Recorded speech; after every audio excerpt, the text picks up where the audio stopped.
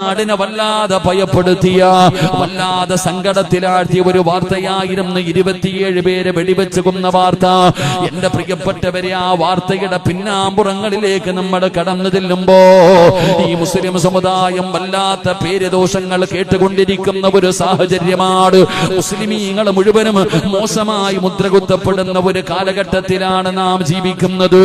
എന്നാൽ മുസ്ലിം ആരാണെന്ന് പറഞ്ഞു കൊടുക്കാൻ, മുസ്ലിം ആരാണെന്ന് പറഞ്ഞു കൊടുക്കാനും നാടില്ലടോ. അതാ പടച്ചവനെ, കേരളക്കാരനായ രാമചന്ദ്രൻ എന്ന് പറയുന്ന ഒരു മനുഷ്യന് ആ വെടിവെപ്പിൽ മരണപ്പെട്ടു പോയല്ലോ.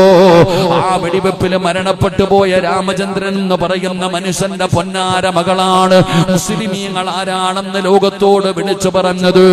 ആ സഹോദരിയല്ലേ പത്രക്കാരോട് പറയുന്നത്, പടച്ചവനെ, ജമ്മു കാശ്മീർ എന്ന് പറയുന്ന നാട്ടിലേക്ക് കടന്നു ചെന്നപ്പോൾ സ്വന്തം അച്ഛന് വെടിവെപ്പിൽ മരണപ്പെട്ടു പോയ മനുഷ്യന്റെ മകളാണ് പറയുന്നത്, എനിക്കവിടെ ചെന്നപ്പോൾ 2 കൂടപ്പറപ്പുകളെയാണ് കിട്ടിയത്, എനിക്ക് 2 സഹോദരങ്ങളെയാണ് കിട്ടിയത്.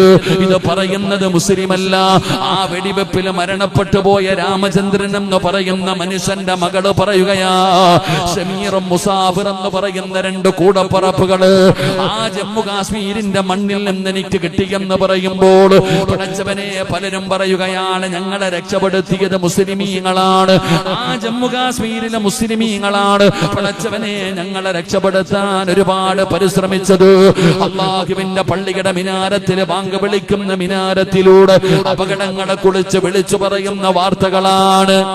എന്റെ പ്രിയപ്പെട്ടവര്, സ്വന്തം ജീവിതം പോലും നോക്കാതെ ശത്രുവിന്റെ മുമ്പിലേക്ക് എടുത്തു ചാടി പടച്ചവനെ പാപങ്ങളെ രക്ഷപ്പെടുത്താൻ സ്വന്തമായി ഷഹീദായ ചെറുപ്പക്കാരന്റെ പേരും മുസ്ലിമിന്റെ പേരായിരുന്നടോ.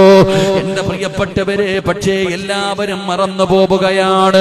എന്റെ പ്രിയപ്പെട്ട സഹോദര, എങ്കിലും നീ മനസ്സിലാക്കേണ്ട കാര്യമെന്താ, മുസ്ലിം എന്ന് പറഞ്ഞാൽ ആരാ? എടോ, കൊലതാ തീവ്രവാദിക്കും മതമില്ലടോ, കൊലപാതകം ചെയ്യുന്നവന് മതമില്ലടോ. അവന്റെ മതമെന്ന് പറയുന്നത് അക്രമമാണ്.